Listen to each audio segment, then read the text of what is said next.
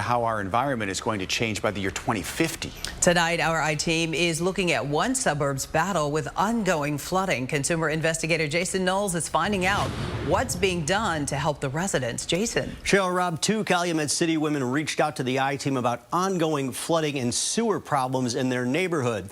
Now suburban leaders are telling us how they're helping residents and weathering tomorrow as climate change makes matters worse. This comes directly from the city's sewer line. Calumet City homeowners Lois Johnson and her neighbor Christina Joyner say their homes have flooded multiple times in recent years, the latest time during a heavy rainfall July 5th. This is twice in 3 months. Both have sump pumps and check valves to safeguard against sewer water entering, but it's not enough. The storm was so strong, it blew the marble covering up off. In July, Johnson's finished basement was filled with 22 inches of sewer water. She lost her water tank, exercise equipment, and furniture. Johnson says in the last 4 years, she has paid more than $25,000 to repair flood-related damage. Everything is just destroyed at this point. Johnson's flood insurance recently only paid out $5,000 because she isn't covered for water backups in her drains, toilets, shower, or sink. The money was not nearly enough to cover all of the damage.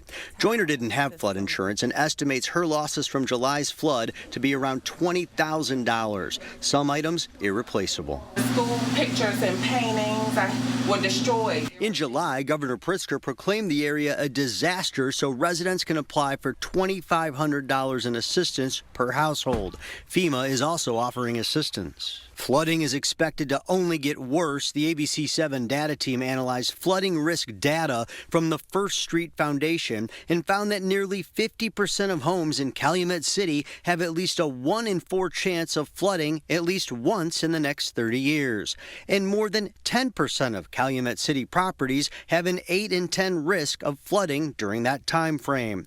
But it gets worse. Just 10 miles away in the eastern part of Midlothian, more than 75% of properties have a major risk of flooding at least once in the next 30 years. Climate change is causing more of these, what we would call 100-year flood events, 50-year flood events more often. Ken Chastain, an engineering consultant for Calumet City, is working with its new mayor, Thaddeus Jones, to prevent flooding. It happens because of years of really neglect of infrastructure and then just more rain events. Chastain says Calumet City, along with the village of Lansing, recently received nearly $15 million in federal grants to clear vegetation and rebuild the levee along the Little Calumet River, where flooding is also a problem. We've got a plan to rebuild the levee, make it higher so that it can be able to withstand those floodwaters. He says Calumet City is modernizing and reconstructing alleys to help mitigate flooding and replacing or rehabbing bad sewers.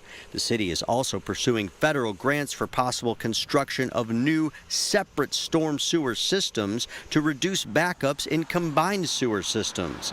Like a new water tank. Johnson and Joyner can also apply for financial assistance from the city to get about half of the cost covered for additional sewer system improvements at their homes to prevent flooding. It's just one out-of-pocket expense after the next,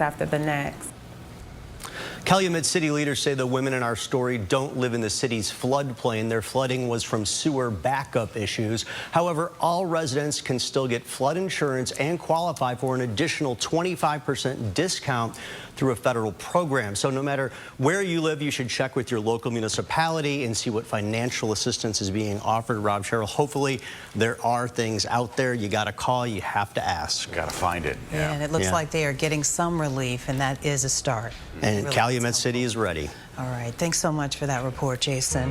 And we invite you to head to abc7chicago.com/weathering tomorrow to find tools to track the climate-related risks right down to your very own neighborhood as our area prepares to weather tomorrow.